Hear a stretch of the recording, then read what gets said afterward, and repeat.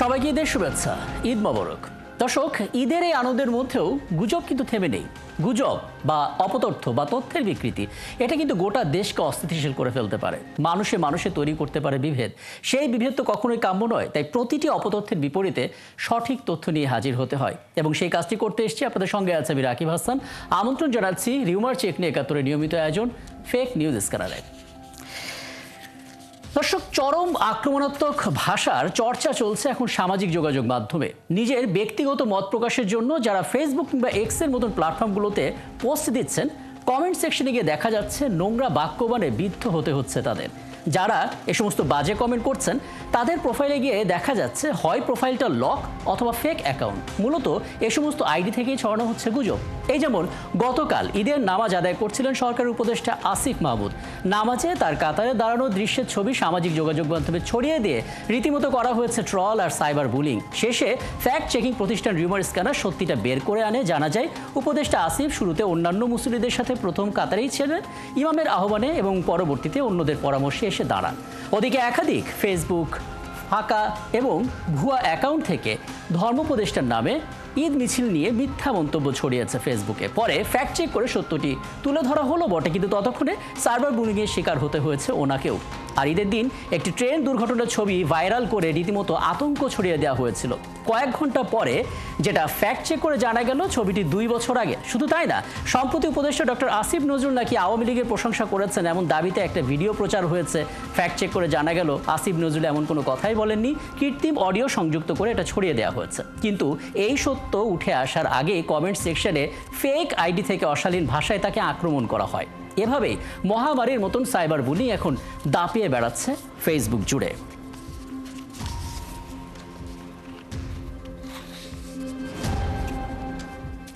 আমরা গতকাল বলেছিলাম দর্শক, সমাজে আপনি যদি মোটামুটি পরিচিত কোনো মুখ হয়ে থাকেন তাহলে ফেসবুকের সার্চ বক্সে নিজের নামটা লিখে দেখতে পারেন। আপনার নাম আর ছবি দিয়ে একাধিক ফেক অ্যাকাউন্ট আপনি হয়তো সেখানে পাবেন।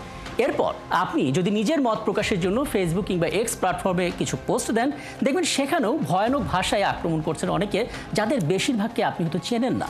ফেক অ্যাকাউন্ট এবং সাইবার বুলিং এক্ষেত্রে যেন হাত ধরাধরি করে হাঁটছে।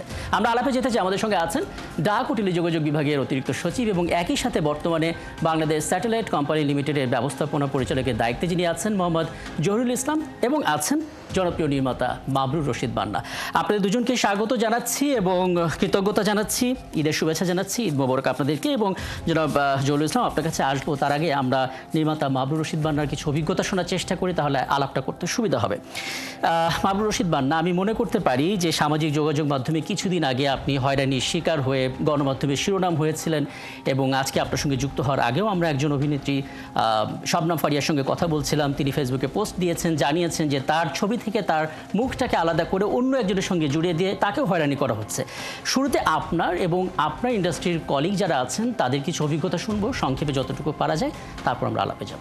জি জি, আমি শুরু করতে চাই হচ্ছে জুলাই গণ অভ্যুত্থান বা আমাদের গণবিপ্লবের পর থেকে। আসলে সেই সময় আসলে যারা মিডিয়া কর্মীর মধ্যে সক্রিয় ছিলেন তারা প্রত্যেকে আসলে পরবর্তীতে আস্তে আস্তে আস্তে আস্তে টার্গেটেড হয়েছেন। হয়তো আমি তাদের একজন এইভাবেই ভাবছি আমি বিষয়টাকে। দেখলাম যে আসলে একটা মানুষকে হেয় প্রতিপন্ন করার জন্য যদি সেটা অ্যাবসলিউটলি, আমি কিন্তু এটাকে খুব স্পেসিফিক করছি রাজনৈতিক কারণে, যে ফ্যাসিস্ট যে গভর্নমেন্ট, আওয়ামী লীগের গভর্নমেন্ট এবং শেখ হাসিনা, ফ্যাসিস্ট শেখ হাসিনার পরবর্তী সময়কার যে মানুষগুলো আসলে অস্থির হয়ে আছে যে তাদের ক্ষমতা চলে যাওয়ার কারণে, জনগণ তাদেরকে ফেলে দেওয়ার কারণে, তারা যে অস্থিরতা একটা সময়ের মধ্যে দিয়ে যাচ্ছে, সেই অস্থিরতাটাকে তারা ডাইভার্ট করতে চাচ্ছে। যে যারা আসলে এই আন্দোলনটাকে সাপোর্ট করেছে আমার মতো বা আমাদের মতো মানুষগুলোর জন্য, তাদেরকে আসলে টার্গেট করছে। টার্গেটটা হচ্ছে এরকম যে ব্যক্তিগতভাবে যতভাবে হেয় প্রতিপন্ন করা যায়, মানে এমন একটা কিছু করা যে এখনকার সময়, এখন এআই জেনারেটেড কোনো একটা কন্টেন্ট বানানো কিন্তু খুব সহজ। অ্যাপস আছে, ভয়ঙ্কর ভয়ঙ্কর সব অ্যাপ, যেগুলোতে আপনি যে কোনো চ্যাটিং হিস্ট্রি, যে কোনো কিছু ছবি এডিট করা থেকে, যেমন শাবনম ফারিয়ার যেই ঘটনাটা তারা বলছেন যে ওর চেহারা চেঞ্জ করে বা ছবি এডিট করে ওখানে বসানো। Face swap যেটা হ্যাঁ, এক্স্যাক্টলি আমার ক্ষেত্রেও সেই ঘটনাটাই ঘটেছে। আমার একটা ফোন নাম্বার নিয়ে, সেটাকে এটা খুব ইজি ব্যাপার একটা ফোন নাম্বার ম্যানেজ করা। সো সেটাকে ম্যানেজ করে সেটার ভিতরে চ্যাট বক্সে জাস্ট কয়েকটা চ্যাট বসায় দিয়ে একটা উনি আমি পরবর্তী জেনেছি যে যেই ব্যক্তির সাথে যে আপুটাই আমি বলবো যে আপুটির সাথে আসলে আমার একটা চ্যাটিং চেষ্টা করা হয়েছিল, ফ্যাসি শক্তি চেষ্টা করেছিল ছড়ানো, সেটা ছিল হচ্ছে একজন ইউনিভার্সিটি শিক্ষকের। তো আমি ব্যক্তিগতভাবে তখন আসলে এটা যখন জানতে পেরেছি, তখন রিউমার স্ক্যানার এবং এই যে বুম বাংলাদেশ এবং অন্যান্য যারা আছে, বুম বিডি যারা আছে, তারা আমাকে হেল্প করেছিল এই ইনফরমেশনগুলো জানার জন্য। তো তাদেরকে ধন্যবাদ জানাতে চাই। কিন্তু সে জেনে যেতে যেতে কিন্তু এই যে অনেক সময় চলে যায় যে আসলে ঘটনাটা কি। তো যারা আসলে আমাকে বিশ্বাস করে, আমাকে ভালোবাসে, তারা তো ভালোবাসেই, সেটা একটা বিশাল সংখ্যার জনগণ বা দর্শক। কিন্তু অনেকেই কিন্তু আছে যে অনেকে কিন্তু বিশ্বাস করে বসে আছে, আমি মনে হয় চ্যাটটা করেছিলাম। তো এই যে কনভারসেশনস গুলো এইভাবে করে কিন্তু হেয় প্রতিপন্ন করা হচ্ছে, এবং এখন যেটা হচ্ছে সেটা সবগুলোই কিন্তু আপনি দেখবেন শুধুমাত্র গভর্নমেন্টকে সাপোর্ট করে বা জনগণের পক্ষে যে মানুষগুলো আছে তাদেরকেই কোনো না কোনোভাবে ডাউন করার একটা ওয়ে আউট হিসাবে এটাকে তারা একটা ওয়ে হিসাবে তারা এটা ইউজ করছে। এবং সেই ব্যাপারে আসলে আমার কাছে মনে হয় না যে আগে যেমন সাইবার ক্রাইম ইউনিটের খুব একটা নাম ডাক শুনতাম, তারা কিছুদিন পর পর বিভিন্ন সেলিব্রিটিসদেরকে নিয়ে এসে এইটা প্রবলেম সলভ করে দিচ্ছি, সেটা প্রবলেম সলভ করে দিচ্ছি, মানে শো অফ করতো। সেই শো অফটাও কিন্তু বন্ধ হয়ে গেছে। এখন দেখবেন শো অফটা হচ্ছে না। অ্যাটলিস্ট শো অফটা হলেও কিন্তু আমাদের একটু বোঝার দরকার ছিল যে না আসলে কিছু হচ্ছে। এখন আমি যখন ভুক্তভোগী হলাম তখন কিন্তু আমি থানায় মামলা করেছি, বা প্রথমে জিডি করেছি, তারপরে মামলার দিকে এগিয়েছি। কিন্তু এইভাবে করে আসলে অনেক সময় চলে যায় একটা প্রতিকার পেতে পেতে। এবং আমি একটা প্রতিকার পেয়েছি, সেটা আমার সোশ্যাল স্ট্যাটাসের কারণে বা আমার ফেসবুক স্ট্যাটাসের কারণে বা আমার একটা ফলোয়ার্স বেজ আছে বলে আমি পেয়েছি। কিন্তু সাধারণ অনেক মানুষজন আছে, তাদের আমার মতো একদম মামুনুর রশীদ বান্না, আপনাকে বিশেষভাবে ধন্যবাদ জানাচ্ছি এই কারণে যে আমি ঠিক এই পয়েন্টটাতে আসতাম যে আপনারা পাবলিক ফিগার, হয়তো আপনাদের দিক থেকে সলিউশনটা খুব দ্রুত এলো, কিন্তু যারা আসলে লেম্যান প্রান্তিক অঞ্চলে আছেন তাদের হাতেও স্মার্টফোন, তারাও এরকম ভোগান্তিতে পড়তে পারেন, তারা আসলে কি করবেন। আমি একটু এখান থেকে যেতে চাই মোহাম্মদ জহিরুল ইসলাম, আপনি শুনলেন সবটা। পরিকল্পিতভাবে ফেক অ্যাকাউন্ট খোলা হচ্ছে, অবিরাম সাইবার বুলিং চলছে, এবং 5 আগস্টের পর আমরা দেখতে পাচ্ছি রীতিমতো উৎসব চলছে। যেন আপনাদের নজরে কতটা এসেছে এবং কি ঝুঁকিটা আসলে পরিমাপ করলেন আপনারা, কি কি ক্ষতি হচ্ছে আসলে? ধন্যবাদ আপনাকে। আমি প্রথমে একাত্তর টেলিভিশনের যারা আছেন তাদেরকে, কলাকুশলী যারা আছেন তাদেরকে, এবং আমার সহ দর্শক শ্রোতাদেরকে ঈদের শুভেচ্ছা জানাচ্ছি, ঈদ মোবারক। আপনি যে প্রসঙ্গটা এসছেন বা যে প্রসঙ্গটা নিয়ে কথা বললেন, সেই প্রসঙ্গে যাওয়ার আগে আমি একটু গুজব সম্পর্কে একটু কথা বলবো। আসলে গুজবটা কি? গুজব হচ্ছে সেই ধরনের তথ্য বর্ণনা অথবা বিবৃতি যা মিথ্যা, যার কোনো আপনার বক্তব্যগুলি হচ্ছে বিভ্রান্তিমূলক এবং যার যুক্তিহীন কোনো ভিত্তি নেই, এই ধরনের বিষয়গুলি হচ্ছে গুজব। আচ্ছা, গুজবের পাশাপাশি এখন যে বিষয়টা নিয়ে কথা হচ্ছিল সেটা হলো ফেক আইডি। তো ফেক আইডি আসলে সেলিব্রিটি থেকে শুরু করে সমাজের যারা পরিচিত মানুষ আছেন তাদেরকে নিয়েই করা হচ্ছে, এবং এটা করার পিছনে যে প্রযুক্তিগুলি কাজ করছে সেটা হলো ডিপ ফেক বা ডার্ক ওয়েব। তো এটাতে গিয়ে যেটা করা যায় যে একটা মানুষের ছবি, সেটাকে বিকৃতভাবে উপস্থাপন করা সম্ভব, ভিডিও সেটাও বিকৃতভাবে উপস্থাপন করা সম্ভব, মেসেজকেও বিকৃতভাবে উপস্থাপন করা সম্ভব। এবং এতে যেটা হয়, মানুষটা কিন্তু আসলে হিউমিলেট হয়। এবং আমি এই বিষয়ে আপনাকে কয়েকটা উদাহরণ প্রাসঙ্গিকভাবে নিয়ে আসতে চাই। আমরা যদি 5ই আগস্টের আগের প্রেক্ষাপট বিবেচনা করি, তখন কিন্তু আমরা একটা গুজবের সময়ের মধ্যে পার করেছি, এবং 5ই আগস্টের পরবর্তী যে সময়, সেই সময়ে কিন্তু আমরা গুজবের মধ্যে দিয়ে যাচ্ছি। যেমন এই যে রমজানকে সামনে রেখে দ্রব্যমূল্যের ঊর্ধ্বগতি হবে, বিদ্যুৎ থাকবে না, এই ধরনের অনেক ধরনের অপপ্রচার, প্রপাগান্ডা কিন্তু চালিয়ে দেওয়া হয়েছে। কিন্তু ধন্যবাদ বর্তমান সরকারকে, এবং যাদের মধ্যে অনেকেই অসম্ভব রকমের যোগ্যতা স্বাক্ষর রেখেছেন, এবং বাজার কিন্তু নিয়ন্ত্রণে ছিল, দ্রব্যমূল্য নিয়ন্ত্রণে ছিল। এগুলো ধারাবাহিকভাবে আমরা সেই সত্যিটা তুলে ধরার চেষ্টা করছি। মুশকিলটা হচ্ছে আপনারা চেষ্টা করছেন, গুজব কিন্তু বাড়ছে। বলা হয় রাত নামে আর গুজব এসে ভর করে, অন্তত সামাজিক যোগাযোগ মাধ্যমে। জি রাইট। এখন গুজব কেন ভর করে? গুজবের আসলে কিন্তু এক ধরনের বাস্তবতা আছে। গুজব কিন্তু মানুষ বিশ্বাস করে, এবং এটার পিছনে সবচেয়ে বড় যে ব্যাকগ্রাউন্ড, সেটা হচ্ছে গত অনেক বছর ধরে আমরা আসলে একটা ভীতি সংস্কৃতির মধ্যে ছিলাম। আমরা আসলে সত্য কথা শুনতে কখনো সাহস পাইনি। এবং সত্য প্রকাশ করলে হয়তো বা তাকে কোনো না কোনোভাবে একটা আইনগত প্রসেসের মধ্যে যেতে হতো। যেটা হয় গুজব ছড়ানোর জন্য একটা বড় কারণ হচ্ছে ভীতি অথবা আশা অথবা নিরাশা। মানুষ সাধারণত কিন্তু যখন কোনো একটা ভয়ের সংস্কৃতির মধ্যে থাকে তখন সে কোনো একটা আশাকে নিয়ে বাঁচার চেষ্টা করে, এবং সেই ক্ষেত্রে যেটা তার সাথে যায় সেই ধরনের কোনো একটা বার্তা যখন সে পায় সেটাকে খুব সহজেই কিন্তু গ্রহণ করে। এবং এর ক্ষেত্রে আমাদের যে প্রবলেমটা হচ্ছে সেটা হচ্ছে আসলে আমাদের ফ্যাক্ট চেকিং এর ক্ষেত্রে ওই ধরনের কোনো ভালো প্ল্যাটফর্ম নাই, এক। দুই নাম্বার হচ্ছে সরকারি সকল বার্তাকে কিন্তু আসলে আমরা সবাই সমানভাবে গ্রহণ করি না। তো এটা আসলে এক ধরনের আমাদের ড্রব্যাক। এবং আর একটা জিনিস এখানে আছে, আমাদের কিন্তু ডিজিটাল লিটারেসি বলেন এবং আপনার মিডিয়া লিটারেসি এবং মিডিয়া ইথিক্স, সেই জায়গাতেও কিন্তু আমাদের এক ধরনের ঘাটতি আছে।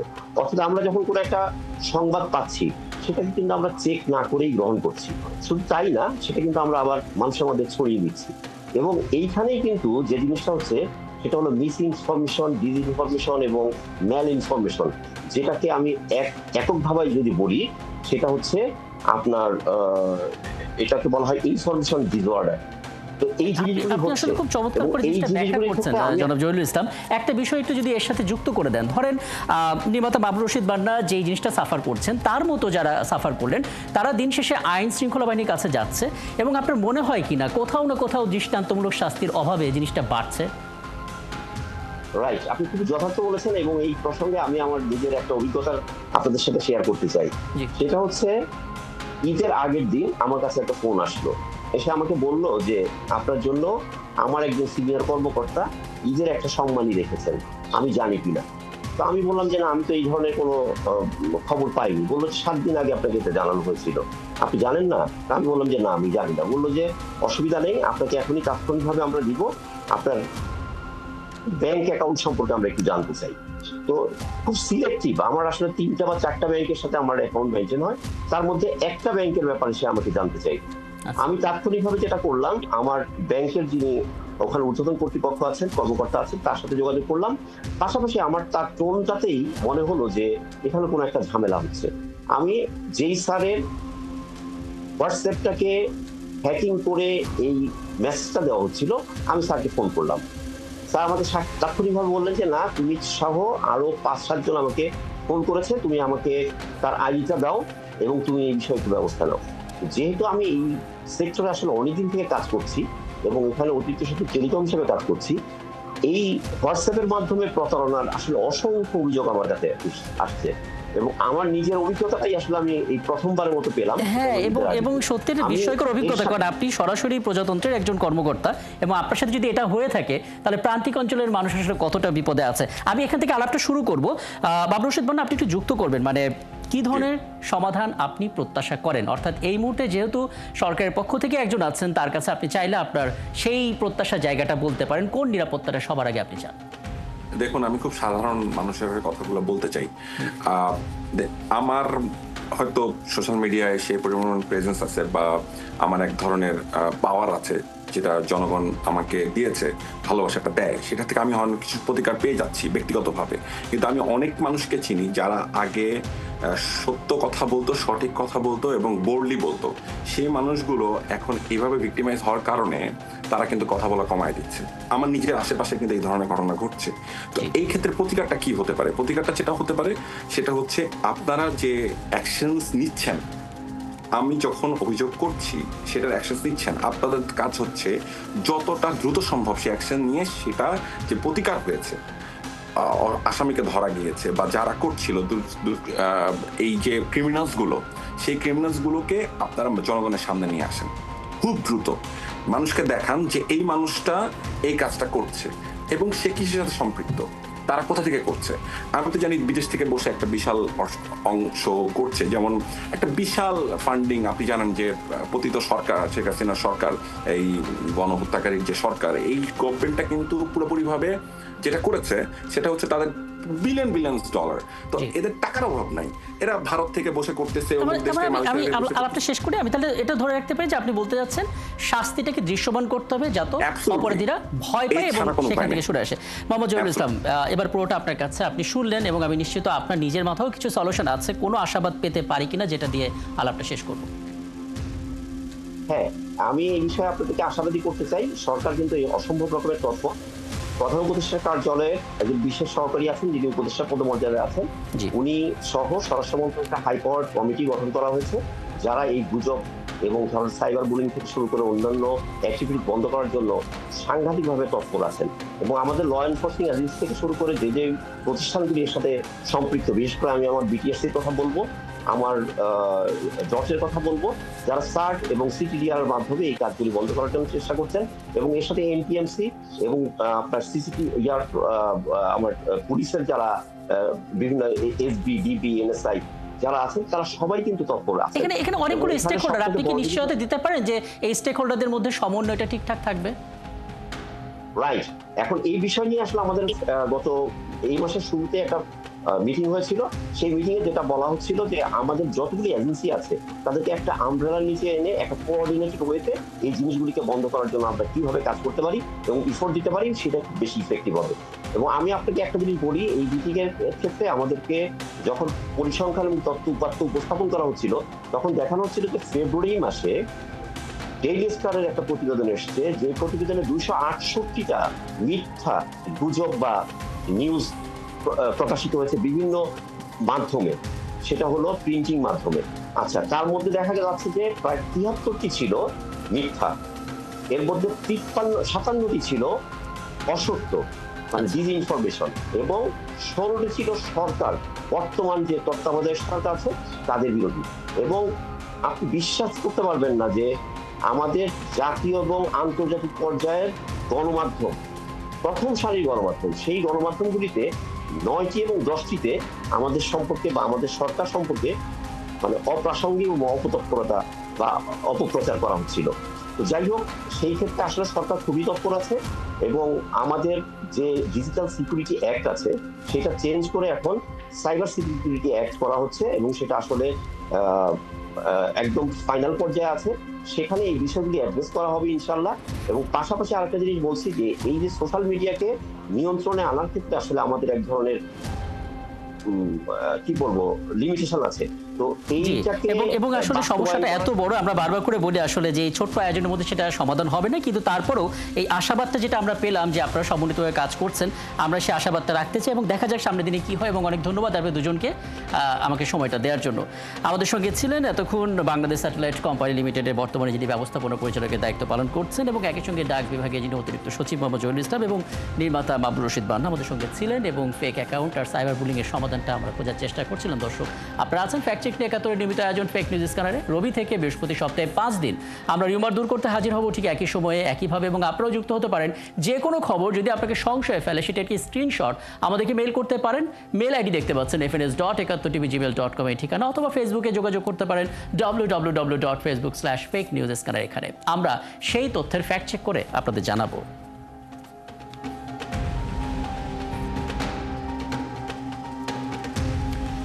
মনে রাখবেন দর্শক, চটকদার শিরোনাম দেখলে ক্লিক করবেন না। বিশ্বাস আর প্রতিক্রিয়া জানানোর আগে অবশ্যই ফ্যাক্ট চেক করুন। থাকুন 71-এর সাথে।